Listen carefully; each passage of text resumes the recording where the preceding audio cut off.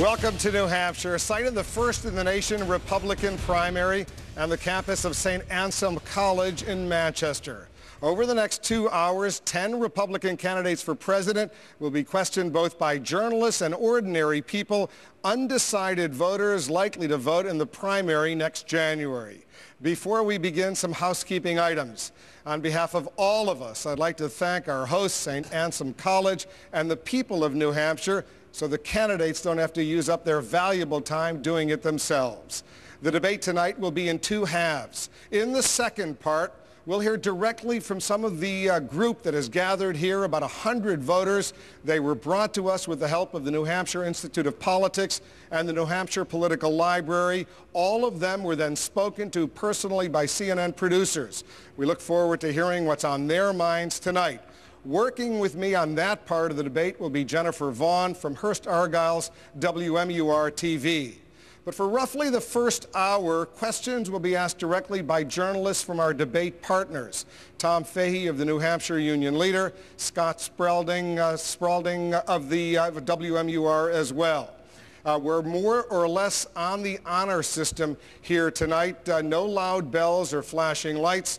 The candidates all know they have about 1 minute to respond to our partners' initial questions. If they lose track, I'll try to gently remind them, so answers might even be less than a minute. We can only hope. Then we'll spend the next 4 minutes or so following up at my discretion. I'll ask either that candidate for a follow-up question or one of the others to weigh in on that topic. We hope to get some real conversations going. Few other rules other than this.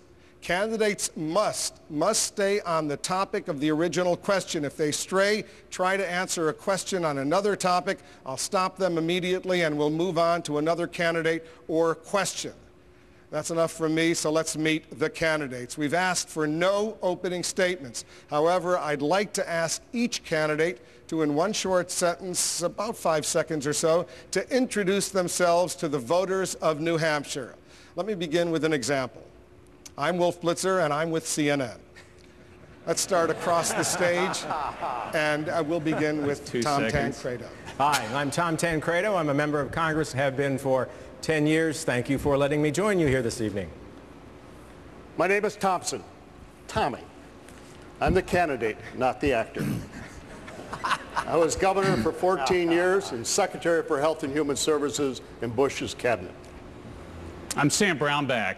Raised on a farm near Parker, Kansas. My wife Mary and I have 5 children. We live in Topeka. I'm a U.S. Senator in my 3rd term. My name is Mitt Romney. I'm a husband, a father, a grandfather, a neighbor, and formerly governor of the Commonwealth of Massachusetts. I'm Rudy Giuliani. I agree with the motto of your state, live free or die, and I think it'd be a pretty good one for our time. I'm John McCain. I've had the honor of serving my country all of my life. I'm Mike Huckabee. For 10.5 years, I was governor of Arkansas. I'm from the small town of Hope. You may have heard of it. All I ask is, give us one more chance. I'm Duncan Hunter, 4 years chairman of the Armed Services Committee and in Congress 26 years, and I stand for a strong national defense and enforceable border, bringing back American jobs. I'm Jim Gilmore, the former governor of the Commonwealth of Virginia, former chairman of the National Commission for the United States Government on Terrorism and Weapons of Mass Destruction. I'm Ron Paul. I'm a congressman from Texas, serving in my 10th term. I am the champion of the Constitution. Gentlemen, thank you very much for those brief self-introductions. Let's begin our questioning right now. Tom Fahey of the New Hampshire Union Leader with the first question. Thanks, Wolf. Governor Romney, I wanted to start by asking you a question on which every American has formed an opinion. We have lost 3,400 troops. Civilian casualties are even higher, and the Iraqi government does not appear ready to provide for the security of its own country. Knowing everything you know right now, was it a mistake for us to invade Iraq?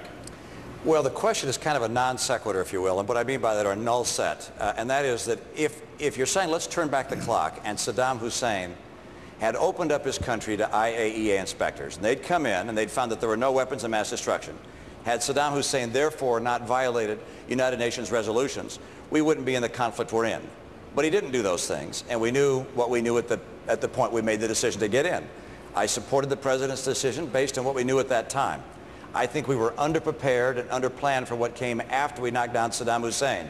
By the way, Harry Reid was wrong. We did not lose the war in Iraq, and that's not the sort of thing you say when you have men and women in harm's way. We did, however, not do a great job after we knocked down Saddam Hussein and won the war to take him down and his military. And at this stage, the right thing for us to do is to see if we can possibly stabilize the central government in Iraq so that they can have stability and so we can bring our troops home as soon as possible. Not to do that adds an enormous potential risk that the whole region could be embroiled in a regional conflict. Governor, thank you. But the question was, knowing what you know right now, not what you knew then, what you know right now, was it a mistake for the United States to invade Iraq? Well, I answered the question by saying it's a non sequitur, it's a null set kind of question, because you can go back and say, if we knew then what we know now, by virtue of inspectors having been let in and giving us that information, by virtue of if Saddam Hussein had followed the UN resolutions, we wouldn't be having this discussion. So it's a been joined on the stage by the 6 leading Republican candidates for the Republican nomination for president, and I want to introduce them to you from left to right. The positions in which they sit were drawn by lot, and so let me introduce them from left to right. Senator John McCain from the state of Arizona. Former Senator Fred Thompson from Tennessee. Congressman Ron Paul from Texas. Former Governor Mitt Romney of Massachusetts. Former Governor Mike Huckabee from Arkansas, and former Mayor Rudy Giuliani from the city of New York. And gentlemen, just at the risk of being repetitive, I hope you will take the questions posed in these first 45 minutes, and I hope to the extent we can discuss them among yourselves. This is not about me asking questions, as I told the national audience a few moments ago, but about you talking to one another, pointing up the differences between yourselves. I hope you'll think of this as sort of a semicircular dining room table. We were a little chintzy on the food, but I hope you'll look at it with that way. I thank you all for being here, and I genuinely look forward to this. So let us begin. And I'll start the stopwatch. President Bush said at his end-of-the-year news conference, during the primaries and during the general election, I suspect my name may come up a lot. So let's bring it up. And I want to start with foreign policy. And just to set some context, we've got a little background here from ABC's Jonathan Karl.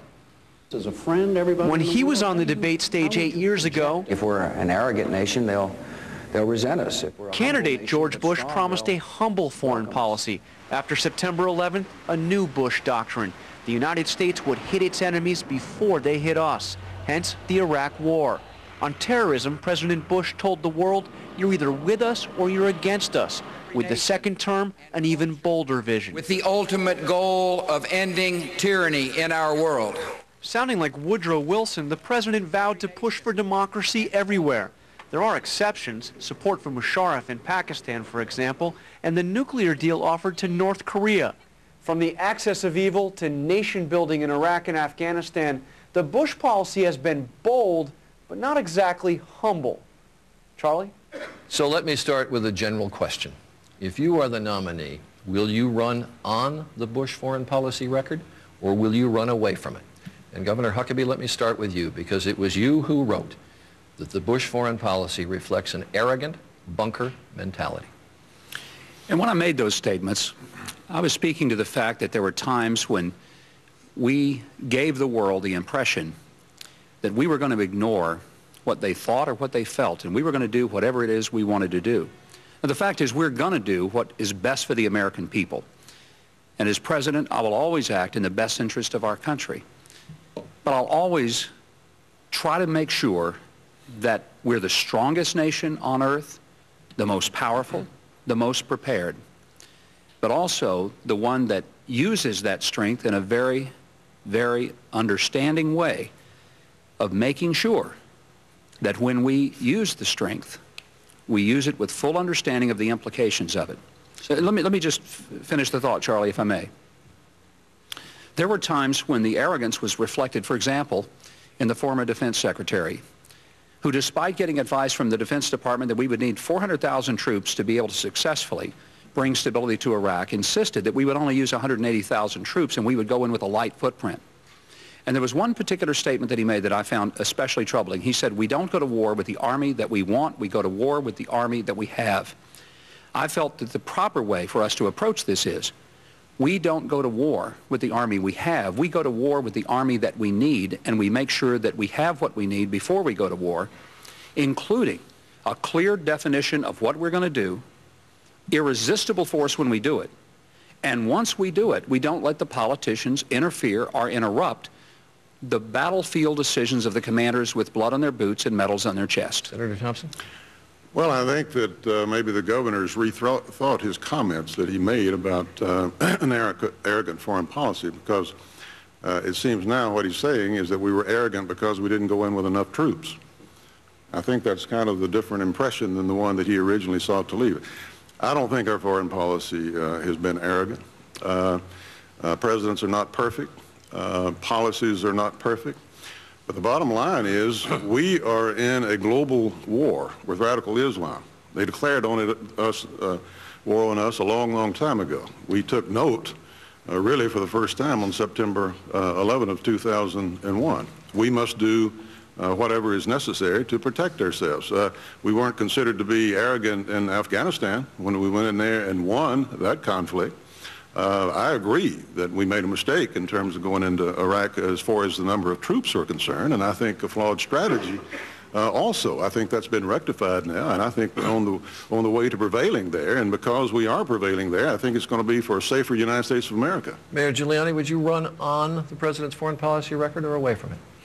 I think you run on your foreign policy ideas, theories, and policies, which I've laid out in articles, and I think the president got the big decision of his presidency right.